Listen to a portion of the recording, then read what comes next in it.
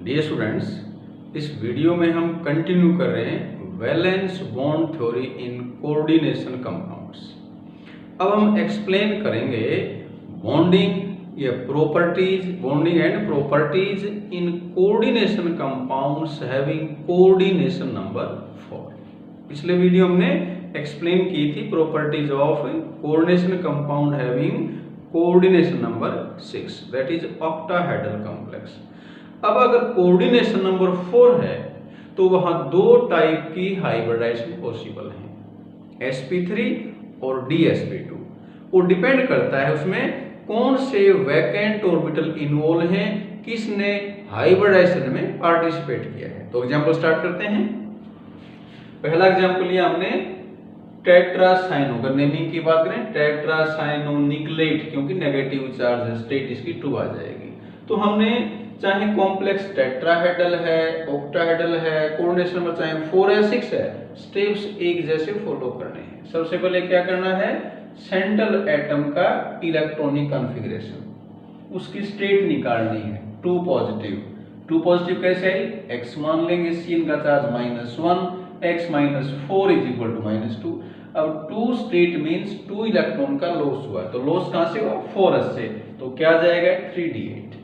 ये हमने बताया था पोस्टुलेट्स के अंदर कि D में अगर 8 इलेक्ट्रॉन है तो वहां पेयरिंग हो सकती है अगर स्ट्रॉन्ग फील्ड लिगेंड प्रेजेंट हो।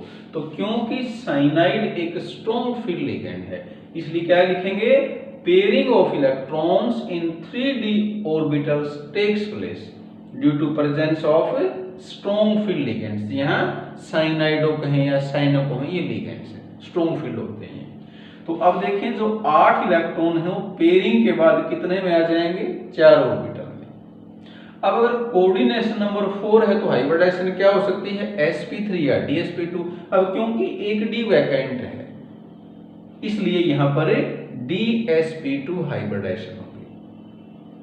अब क्या क्या पूछेंगे इन कॉम्प्लेक्सेस के अंदर, क्वेश्चन जैसे मान लो आता है, इसके लिए पूछें कि ये स्क्वायर प्लेनर क्यों है। हमें पता है dsp2 हाइब्रिडाइजेशन, इसलिए शेप कैसी होती है, स्क्वायर प्लेनर। इलेक्ट्रॉन सारे पेयरिंग में, इसलिए क्या है, डायमैग्नेटिक। तो क्वेश्चन आ जाए कि ये स्क्वायर प्लेनर क्यों है, तो हमने यहां तक करना है। फिर क्या कहेंगे, because nickel shows dsp2 hybridization therefore it is a square planar.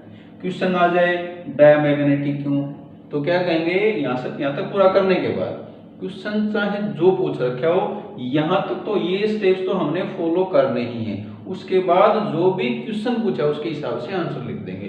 अब पूछा डायमैग्नेटिक क्यों है, तो क्या कहेंगे, due to presence of paired electrons, क्या होगा, डायमैग्नेटिक। दूसरा कॉम्प्लेक्स लिया हमने, यहां Cn की जगह Cl लिगेंड है, सेम है, कॉन्फ़िगरेशन 3d8 आ जाएगा। अब क्योंकि क्लोराइड एक वीक फील्ड लिगेंड है तो पेयरिंग नहीं होगी, पेयरिंग नहीं होगी तो ये D के 8 electron according to Hund's rule fill up किए जाएंगे। अब कैसे, पहले सब में एक एक भर देंगे, 5 आ जाएंगे, 8 में से 3 बचे तो 3 की पेयरिंग हो जाएगी। ये पेयरिंग अपने आप है, ये लिगेंड्स की वजह से नहीं है। लिगेंड्स की वजह से पेयरिंग यहां हुई थी, एक D खाली रह गया था। अब क्योंकि कोऑर्डिनेशन नंबर 4 है तो यहाँ 4 कोऑर्डिनेट बॉन्ड बनेंगे, तो उसके लिए सेंट्रल मेटल एटम को 4 वैकेंट ऑर्बिटल प्रोवाइड करने हैं। तो कौन से 4 वैकेंट प्रोवाइड करेगा ये, एक s और 3 p। इसलिए यहाँ हाइब्रिडाइजेशन में किसने पार्टिसिपेट किया, 1s और 3p ऑर्बिटल्स ने, इसलिए यहाँ sp3 हाइब्रिडाइजेशन है। तो अगर हाइब्रिडाइजेशन sp3 है तो शेप कैसी होती है, टेट्राहेड्रल। और क्योंकि 2 इलेक्ट्रॉन पेयर है इसलिए क्या है, ये पैरामैग्नेटिक। तो क्वेश्चन जनरली दोनों के लिए आता है, कह देंगे, पूछ लेंगे ये स्क्वायर प्लेनर क्यों है, ये टेट्राहेड्रल क्यों है, तो क्या कहना है, क्योंकि हाइब्रिडाइजेशन sp3 है इसलिए टेट्राहेड्रल है। क्वेश्चन आ जाए ये डायमैग्नेटिक क्यों है, ये पैरामैग्नेटिक क्यों है, क्या कह देंगे, क्योंकि यहाँ इलेक्ट्रॉन अनपेयर है इसलिए पैरामैग्नेटिक है, और यहाँ इलेक्ट्रॉन पेयरिंग में है इसलिए क्या है, ये डायमैग्नेटिक।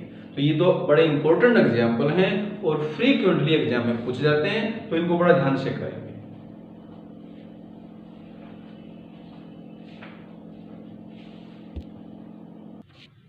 नेक्स्ट एग्जाम्पल ले रहे हैं, इसमें निकल के साथ कार्बन मोनोक्साइड लिगेंड है। ये न्यूट्रल मॉलिक्यूल है लेकिन सबसे स्ट्रॉन्ग लिगेंड होता है। इसका कारण है इसके अंदर पाई बॉन्ड्स प्रेजेंट हैं। ये हम बॉन्डिंग इन कार्बोनेशन में पढ़ेंगे, लेकिन ये ध्यान रखें कि CO है वो स्ट्रॉन्गेस्ट लिगेंड है ड्यू टू पाई इंटरेक्शन। अब यहां निकल की स्टेट कितनी है? 0। 0 कैसे निकल की स्टेट? X मान ली, CO मॉलिक्यूल है, चार्ज 0 होता है, ओवरऑल कोई चार्ज है ही नहीं, तो निकल यहां पर एटम है। ये इसका कॉन्फ़िगरेशन है। अब यहां देखें दोनों S का जो ऑर्बिटल फुल्ली फिल्ड है, D के अंदर 8 इलेक्ट्रॉन है, तो कोई भी हाइब्रिडाइजेशन होगी उसमें S तो पार्टिसिपेट करता ही है। और ये हमें पता है कि कोऑर्डिनेशन कंपाउंड के अंदर वैकेंट ऑर्बिटल ही पार्टिसिपेट करेगा, तो S तो हमेशा वैकेंट होना चाहिए। तो यहां S वैकेंट कैसे होगा? क्योंकि कार्बन मोनोक्साइड है वो स्ट्रॉन्ग फील्ड लिगेंड है, तो यहां पर पेयरिंग किसकी होगी? ये जो 4s इलेक्ट्रॉन थे ये पेयर हो जाएंगे किसके साथ? 3d के साथ। तो d में इलेक्ट्रॉन कितने हो जाएंगे? 10। 8 d में थे और 2 कहां से आ जाएंगे? s से, इसलिए s वैकेंट है। और क्योंकि कुल यहां पर निकल को 4 कोऑर्डिनेट बॉन्ड फॉर्म करने हैं, तो 4 ऑर्बिटल वैकेंट होने चाहिए। तो कौन से 4 वैकेंट होंगे? 1s and 3p। ये 4 वैकेंट ऑर्बिटल ओवरलैप करेंगे with fully filled orbital of CO और क्या फॉर्म कर लेंगे? निकल CO कोऑर्डिनेट बॉन्ड, और ये कॉम्प्लेक्स फॉर्म हो जाएगा। तो यहां हमने क्या बताया? 4s electrons are paired with 3d electrons due to presence of strong field ligands. Hybridization sp3 at shape of complex क्या होगी? टेट्राहेड्रल। तो क्वेश्चंस जो भी आएंगे हमने पहले ही बताया, यहां तक लिखने के बाद ही क्वेश्चन का आंसर लिखा जाएगा। पूछें कि टेट्राहेड्रल क्यों है, तो कहेंगे बिकॉज निकल अंडरगोज sp3 हाइब्रिडाइजेशन। डायमैग्नेटिक क्यों है? क्योंकि सभी इलेक्ट्रॉन पेयरिंग में है। नेक्स्ट एग्जांपल, जिंक के साथ यहां अमीन से, टेट्रामीन जिंक, 2 पॉजिटिव चार्ज है। जिंक की स्टेट कितनी आ जाएगी? 2 पॉजिटिव। ये जिंक एटम का कॉन्फ़िगरेशन है 4s2 3d10। अब 2 पॉजिटिव चार्ज आएगा तो 2 इलेक्ट्रॉन s से रिमूव हो जाएंगे, क्या बच जाएगा? d10। अब d अगर 10 है तो अंडरस्टूड है कि जो 4 ऑर्बिटल वैकेंट चाहिए वो कहां से आएंगे? वो sp3 से आएंगे। हम इसको ऐसे भी दिखा सकते हैं, यहां हमने क्या दिखाया कि जो 4 वैकेंट ऑर्बिटल हैं sp3 हाइब्रिड ऑर्बिटल हैं, ये इन हमने क्या किया? लोन पेयर लिए हैं। किससे? From ammonia molecules. 4 pair of electrons यहां जो हमने दिखाए हैं ये कहां से है? From ammonia molecules. तो अगर फॉर्मेशन पूछें तो ऐसा हम लिख सकते हैं कि the 4sp3 vacant hybrid orbital of zinc overlap with fully filled orbital of ammonia and form zinc NH3 coordinate bonds. Shape क्या बनेगी? टेट्राहेड्रल। क्यों? क्योंकि sp3 हाइब्रिडाइजेशन है। मैग्नेटिक प्रॉपर्टी क्या होगी? सभी फुल्ली फिल्ड हैं तो डायमैग्नेटिक।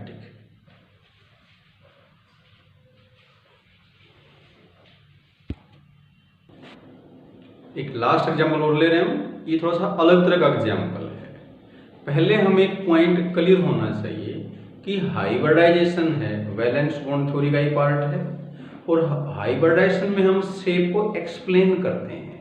शेप डिटरमाइन नहीं की जाती, शेप डिटरमाइन की जाती हैं एक्सपेरिमेंटल टेक्निक से, जैसे एक्सरे क्रिस्टलोग्राफी। तो पहले अपने पास शेप होती है और उस शेप को एक्सप्लेन करने के लिए हम हाइब्रिडाइजेशन VBT यूज करते हैं। तो यहां एग्जाम्पल है टेट्राअमीन कॉपर, स्टेट है इसकी 2 पॉजिटिव, चार्ज 2 पॉजिटिव है तो स्टेट भी कितनी आ जाएगी? 2 पॉजिटिव। ये कॉपर एटम का कॉन्फ़िगरेशन है। तो 2 positive charge means 2 electron remove किया हमने, एक 4s से और एक 3d10 से, तो d9 बच जाएगा। अब एक्सपेरिमेंटली ऑब्जर्व किया गया कि जो शेप है इसकी वो स्क्वायर प्लेनर है। अब स्क्वायर प्लेनर शेप कब होगी? जब कॉपर में DsP2 हाइब्रिडाइजेशन। अब तक जो एग्जांपल किए हमने ये उनसे अलग है। हालांकि एनसीईआरटी सिलेबस में नहीं है तो बोर्ड एग्जाम में नहीं पूछा जाएगा, लेकिन नॉलेज के लिए पता हो कि ऐसा भी हो सकता है। तो प्रैक्टिकली तो हमें पहले शेप पता होती, उसके बाद हम उस शेप को एक्सप्लेन करने के लिए थ्योरी अप्लाई करते हैं। तो यहाँ अब क्योंकि पता लग गया कि शेप स्क्वायर प्लेनर है तो हाइब्रिडाइजेशन DsP2 होनी चाहिए, और ये कब होगी, जब एक D वैकेंट होगा।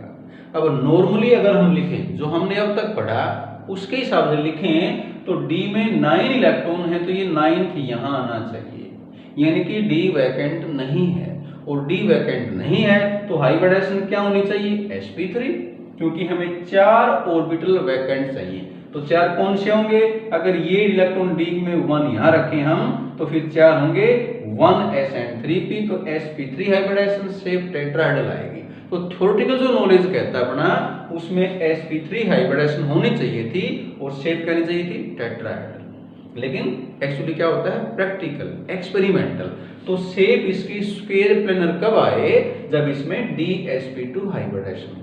और वो कब पॉसिबल है, जब एक इलेक्ट्रॉन D का प्रमोट हो जाए किसमें, 4p में। इसलिए अब एक D वैकेंट है तो हाइब्रिडाइजेशन क्या हो जाएगी, DsP2, तो इसलिए शेप क्या होगी इसकी, स्क्वायर प्लेनर। अब क्योंकि एक इलेक्ट्रॉन अनपेयर है तो प्रॉपर्टी क्या हो जाएगी, पैरामैग्नेटिक। तो ये हमने एक्सप्लेन किया कि बाय यूजिंग VBT हम किस तरह किसी कॉम्प्लेक्स की प्रॉपर्टीज को, उसके शेप को एक्सप्लेन करते हैं। तो यहाँ VBT कंप्लीट होती है। इस वीडियो में इतना ही करते हैं। Thank you.